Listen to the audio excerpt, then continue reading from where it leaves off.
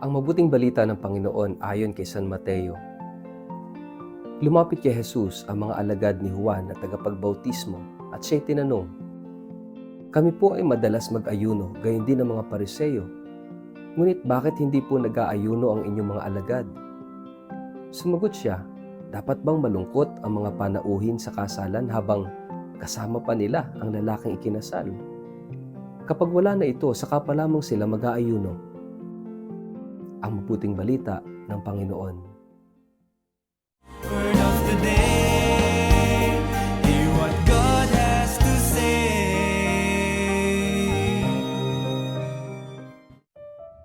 Mapagpalang araw po sa inyong lahat. Kumusta po kayo? Ang ating word of the day ay presence. May mga tanong sa buhay na hindi talaga tungkol sa ginagawa, kundi tungkol sa kasama. May mga usaping tila panglabas tulad ng pag-aayuno, ngunit sa kaibuturan ay tungkol sa ugnayan. Sa maikling ebanghelyo ngayon, lumapit ang mga alagad ni Juan Bautista kay Jesus at nagtanong, "Bakit kami at ang mga Pariseo nag-aayuno, ngunit ang mga alagad mo ay hindi?" Sa simpleng sagot ni Jesus, isang salita ang umusbong bilang sentro ng ating mensahe sa araw na ito at yan ay presensya.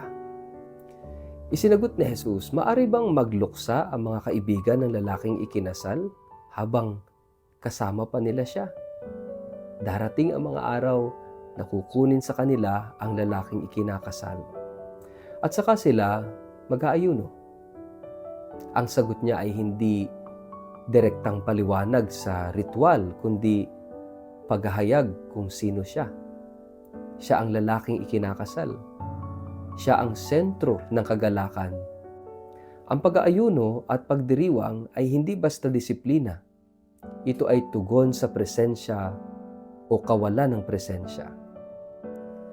Sa isang mas malalim na pagtingin, ang ebanghelyong ito ay nagbibigay linaw ng isang mahalagang katotohanan. Ang buhay espiritual ay hindi una sa lahat tungkol sa gawain kundi tungkol sa ugnayan. Ang pag-aayuno ay hindi layunin. Ito ay wika ng pag-ibig. Kapag naroon ang minamahal, ang puso ay nagdiriwang.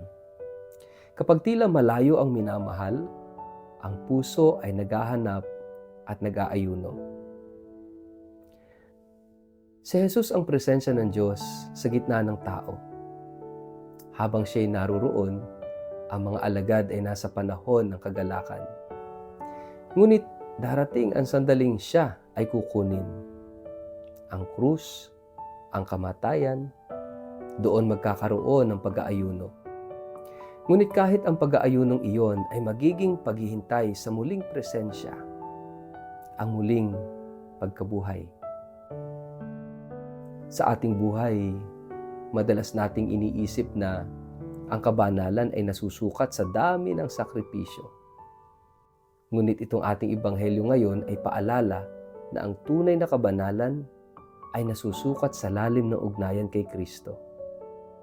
Ang pag-aayuno, panalangin at sakripisyo ay mahalaga.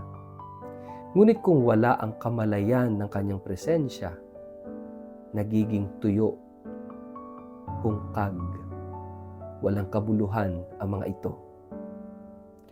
May mga panahon sa ating espiritual na buhay na tila malapit ang Diyos. Ang panalangin ay napakagaan at ang puso ay puno ng pasasalamat at galak.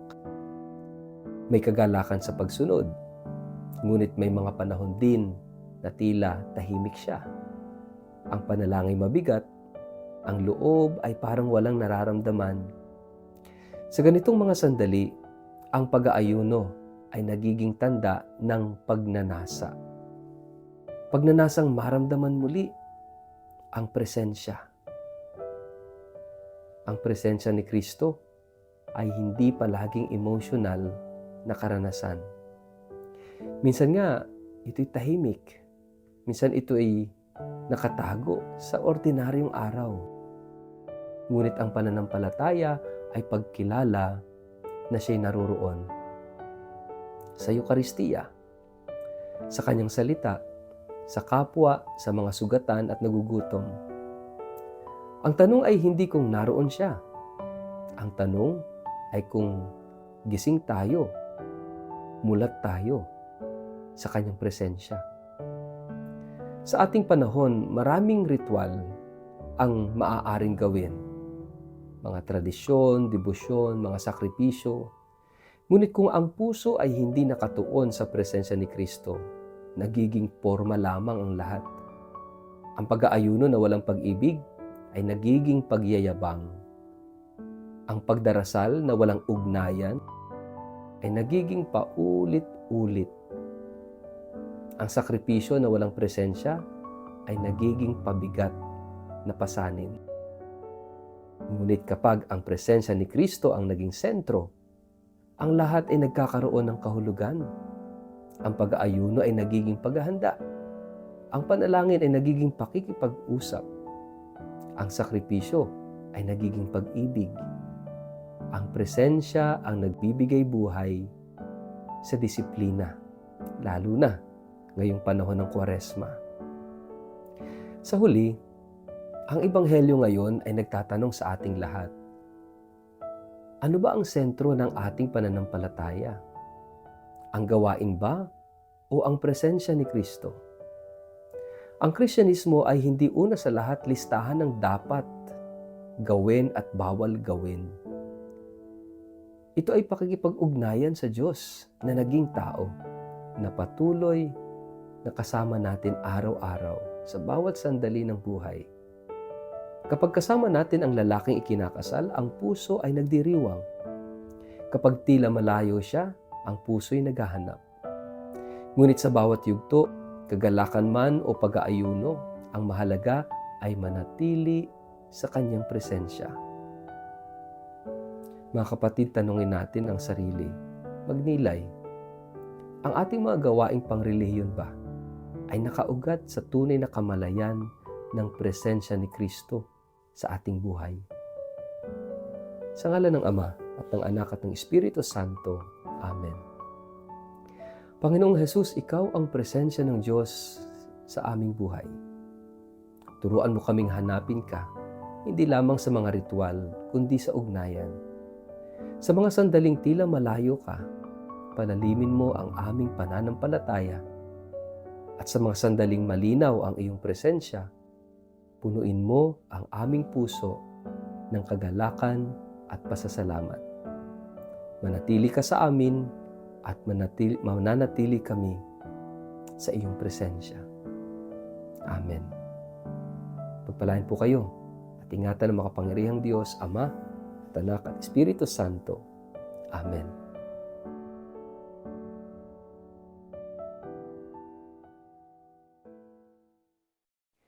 Isang paanyaya, isang paglalakbay ng pananampalataya, isang karanasang babago ng puso. Ngayong October 4 hanggang October 16, 2026, inaanyayahan namin kayo sa isang Holy Land Pilgrimage. Isang banal na paglalakbay sa Egypt, Israel, Palestine at Jordan.